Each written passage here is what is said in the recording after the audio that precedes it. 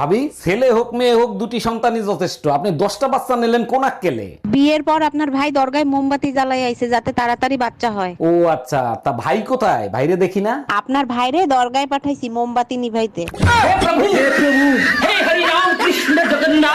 Doctor দেখেন তো আমার জামাইয়ের কি হয়েছে, প্রতিদিন রাত্রে স্বপ্নে নায়িকাদের ডাকতে থাকে। আমি কিছু মেডিসিন লিখে দিচ্ছি, ওগুলো ব্যবহার করবেন। ফাউন্ডেশনটা বিদেশি নিবেন আর ক্রিমটা ক্রিম আপার কাছ থেকে নিবেন।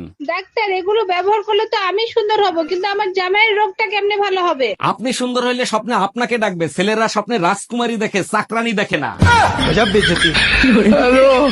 আচ্ছা, আমি তোমার মাকে মা বলে ডাকি, তুমি আমার মাকে শাশুড়ি মা বলে ডাকো কেন? তোমার মাকে তুমি মিস করো, তাই আমার মাকে তুমি শাশুড়ি বলে ডাকো। আমার মাকে তো আর আমি মিস করি না। এটা আমার প্রশ্নের উত্তর হলো না। সত্যি করে বলো, আমার মাকে তুমি শাশুড়ি মা বলে কেন ডাকো? তাইলে শোনো, তোমার মাকে যদি আমি মা বলে ডাকি তাইলে তুমি আমার বোন হইলা না।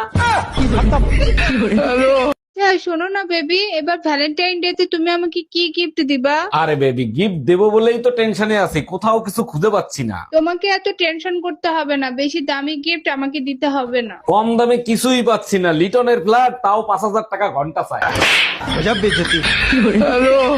আচ্ছা মায়া, তুমি যে কথায় কথায় আমারে গালিগালাজ করো, স্বামীরে গালিগালাজ করলে যে পাপ হয় সেটা কি তুমি জানো? স্বামীর আদেশ মেনে চলাটা যদি পাপ হয় তাহলে সেই পাপ আমি করতে রাজি আছি। স্বামীর আদেশ? আমি কখন বললাম যে আমারে তুমি গালিগালাজ করো? তুমিই তো বলছো দুনিয়ার সাথে লড়াই করে জিততে হবে, মায়ের সাথে প্রয়োজন হলে গালি দিতে হবে। তুমিই তো আমার দুনিয়া, শোনা।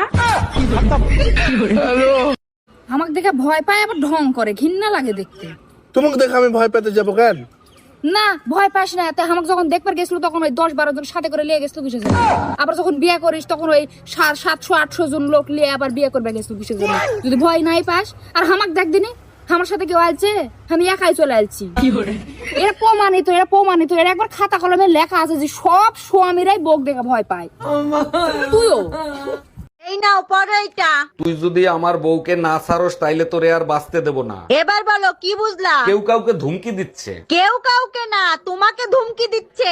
আমারে ধুমকি দেবে কেন? কারণ তোমার চরিত্র সম্বন্ধে আমি জানি। তুমি এইসব ছাড়ো না কেন? তোমার কিছু হইলে আমার কি হবে? আচ্ছা টুম্পা, তুমি থামো, আমি জীবনে আর এই কাজ করব না। 1 মিনিট, এখানে তো নাম লেখে নাই, কার বউকে ছাড়বো? তুই আসলেই একটা চরিত্রহীন লম্পট। শোনো, আমরা মেয়েরাও না সবকিছু করতে পারি, এমন কোনো কাজ নেই যা তোমরা ছেলেরা পারো আর আমরা পারি না। একটা কাজ তোমরা পারো না, সেটা শুধু ছেলেরাই পারে। আচ্ছা তাই নাকি? আমিও শুনি এমন কি কাজ যা তোমরা পারো আমরা পারি না। তাহলে চুপ থেকে দেখাও তো সারাদিন।